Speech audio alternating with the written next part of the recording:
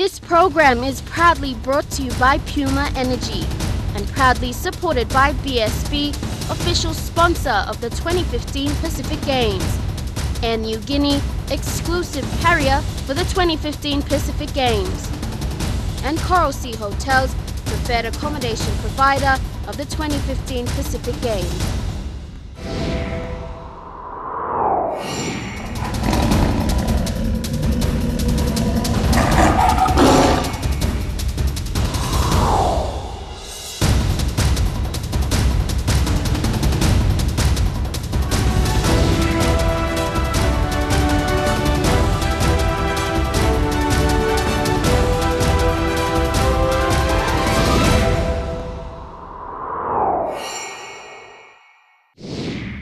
Good evening and welcome to Road to Port Moresby 2015. Tonight we featured the readiness of the Games venues for the Pacific Games and the women in construction working tirelessly towards delivering the Games. But most recently, Road to Port Moresby travelled to Lae over the weekend to catch a glimpse of PNG sprinter Betty Burua on the tracks. We were given an insight into her life and her journey to success.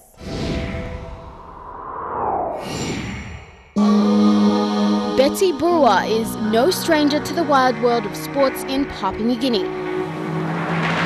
Over the past decade, she has pledged her life towards becoming one of PNG's greatest sprinters of all time, and in the process has become a role model and inspiration to the younger generations that follow behind. As they come around, it looks like Burua first happening. They're really starting to make some work there in the middle of the pack. They're going to try to break through. They've got 200 metres to go as they come around. But Burua, she's really starting to pass some of the outside competitors and pushing well ahead of the inside competitors as well. They're really going at a deep attack. It's very hard to call them. It looks like athlete maybe just in front. Looks like Burua's going to come through.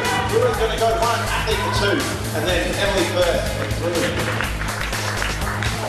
It's a good atmosphere. At least I came and kind of boost them the morale for some of the upcoming athletes and kind of help them to stay motivated in the sport. After over 7 years of scholarships abroad for both her academic and professional career, Betty returned to Papua New Guinea to compete in the 54th National Athletics Championships.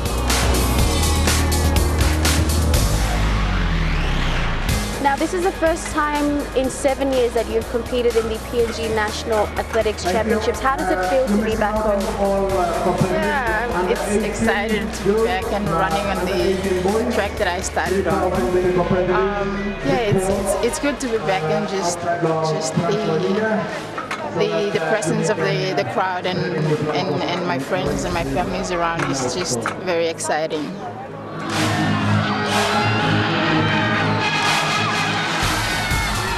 Betty lived in the United States of America soon after completion of high school for a scholarship to pursue her academic aspirations. Now, you mentioned America. What were you doing in America and for how long? Back in 2008, I got a 4-year scholarship to go to school in America to study and participate in college athletics in America. So it was a good experience for me. It was a fantastic experience. I ended up getting my bachelor in business management, and after that I came back to Australia because I was just homesick. It's too far from home. A superstar on the track, but a soft woman at heart. Composed and reserved, Betty says her toughest challenge yet along her journey to success is the difficulty of living abroad. Just being away from my parents and trying to get, trying to grow from a girl to a matured, a young lady. So it was a good experience. I tried to discipline myself. I tried to go to school and to train and to do all those things. So following that routine, I took it abroad, and so it was in my life. And so now it's not so much of homesick, but I just miss the presence of my family.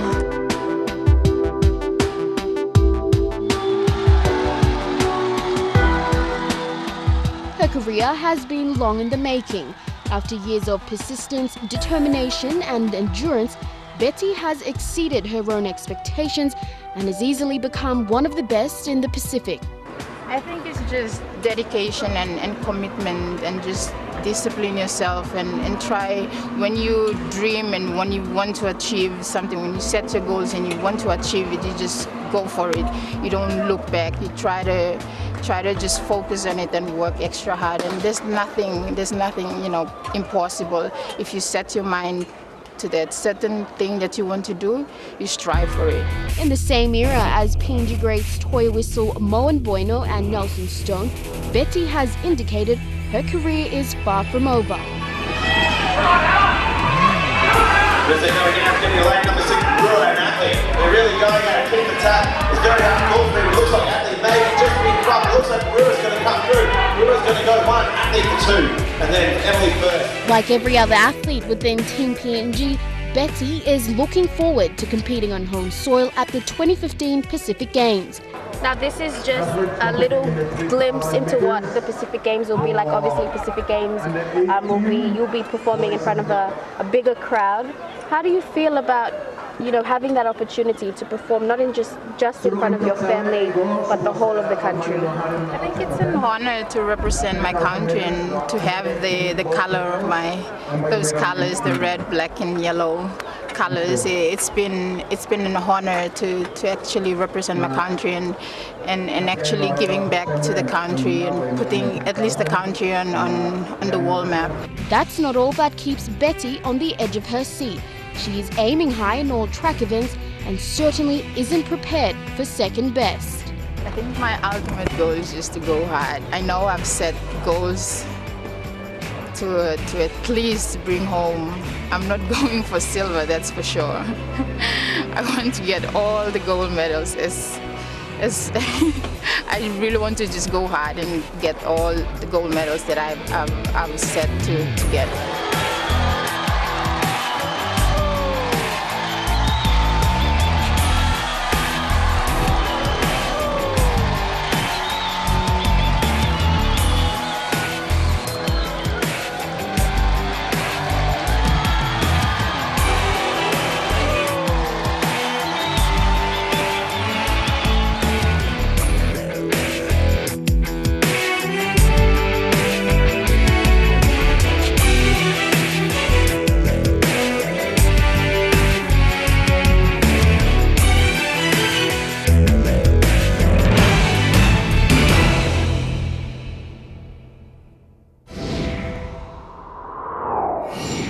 We also caught Moen Bueno and Toya Whistle in action on the tracks at the National Championships.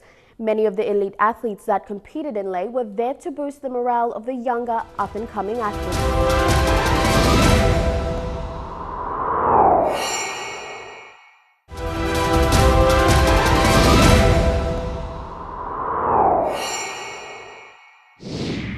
Recently, Sports Minister Justin Chachenko was taken on a tour of the soon-to-be completed Bassini Parade and the Sir Hubert Murray Stadium.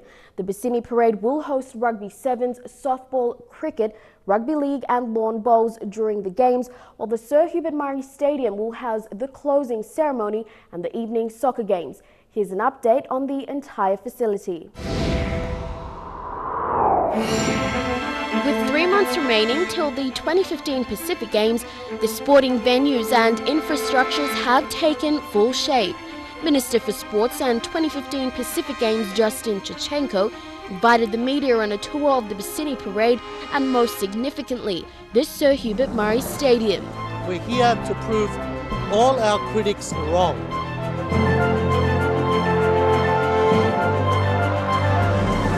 Let me just give you a brief history of this site.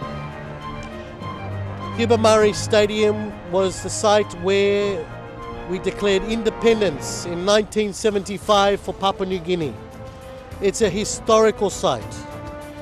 It's a site where our country was born, where you had your independence as Papua New Guineans to run your own country. This site is also now the new Hubert Murray Stadium. The work you're seeing done now is stage 1. The Sir Hubert Murray Stadium is a private-public partnership between Curtin Brothers and the Papua New Guinean government. Both stakeholders have shared the cost of 120 million kina at 60 million each to construct this sporting complex. The government, through my ministry and Curtin Brothers, have entered into a private-public partnership. Private-public partnership where the cost of this stadium of 120 million kina is shared between the government and Curtin Brothers. The government's partnership with Curtin Brothers has allowed the construction company to take charge with management rights for the next 30 years. So that's the situation when it comes to the arrangement. That was all approved by NEC.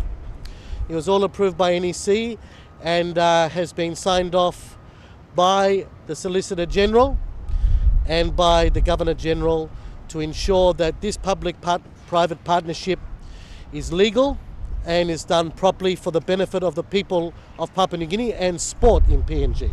While the stadium will not be 100% whole by July, project manager for Curtin Brothers on site at the stadium has confirmed that stage 1 of the construction work will be completed and the venue will be in use to host the triathlon event, soccer and the closing ceremony. This is stage 1, which is the 3 stadiums, the field and all the facilities.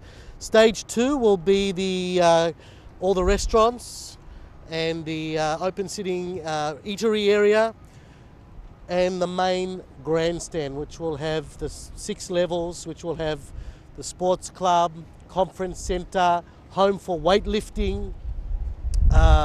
You'll have offices, you'll have the gym, you'll have many other facilities within that 6-storey complex as well, which will also house, be able to seat 10,000 people or close to, plus all the VIP boxes as well for all the corporate clients.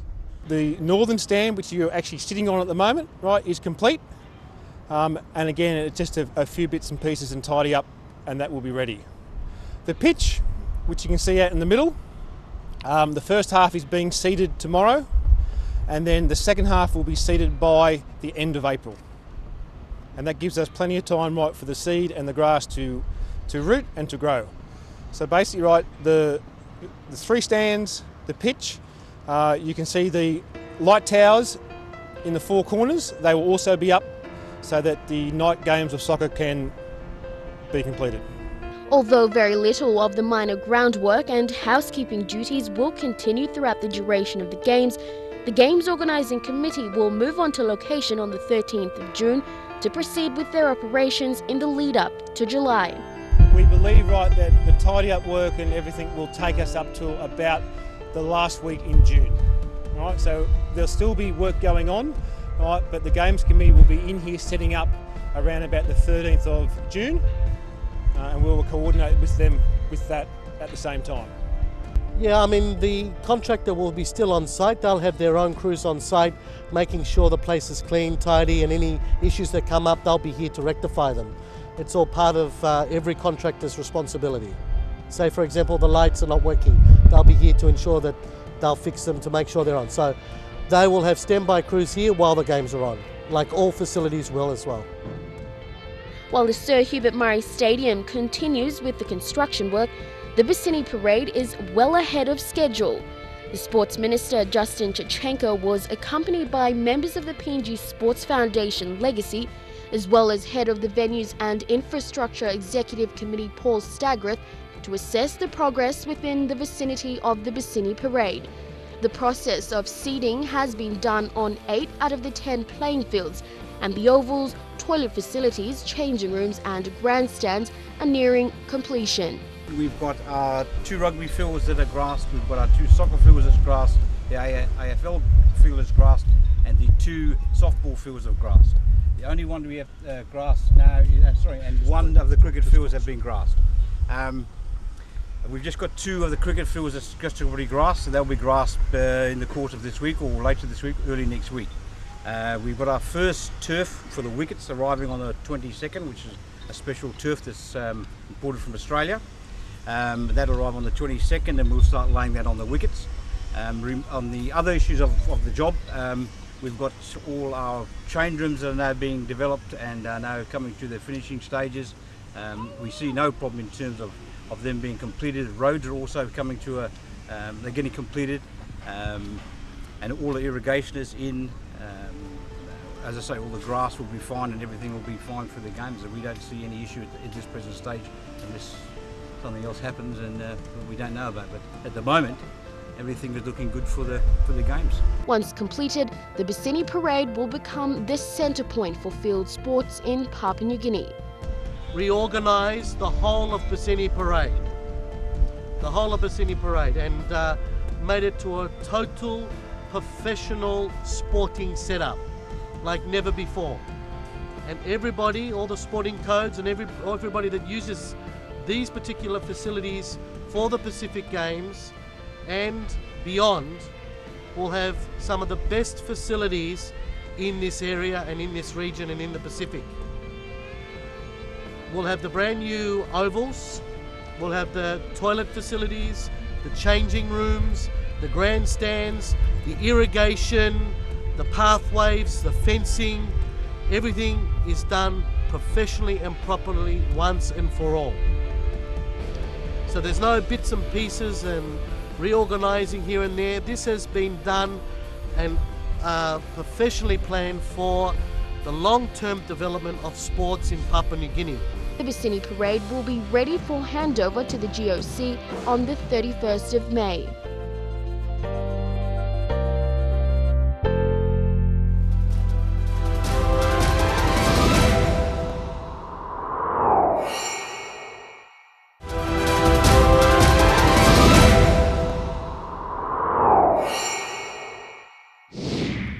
The 2015 Pacific Games is developing women in the construction industry, enabling women to contribute towards the building of venues for the biggest sport event to date that Papua New Guinea will host. Now in this final segment, we feature the women in construction. Janet Yandawai, May Sagira, Emanuela Mati and Georgina Sarinu are the only women working on site. This is their journey to breaking barriers and empowering women in Papua New Guinea.